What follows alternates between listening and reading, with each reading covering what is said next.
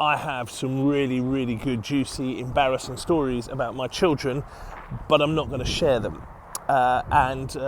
The reason I don't do that is because I just don't want to shame my kids in public. Listen, let's be honest, it would make great business sense, wouldn't it, for me, to just share all my children's embarrassing moments and how I handled them as a parent. And this weekend, one of my children did something spectacularly hilarious, really, really stupid. And their response to me last night was, "Oh, have you said something about that on Twitter or Facebook about what I did? Have you told people about it?" I was like, "No, I haven't." And do you know why I haven't? Because I'm not into shaming my kids publicly.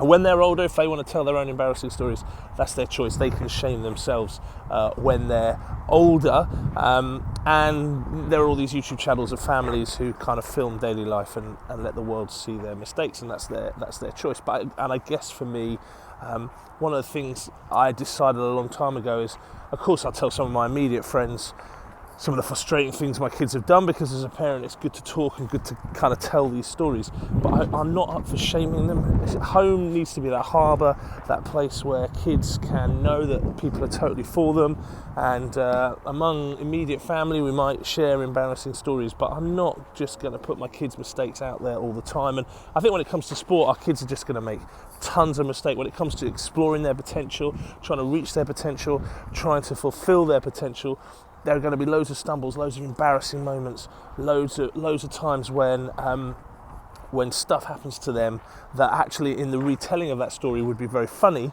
but especially for teenagers would actually be really, really shaming.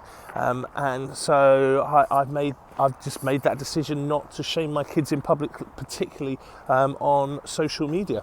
What about you? What do you think about that? Why don't you drop me a comment in the comments box if you think that's a good idea, or if you think I'm being oversensitive.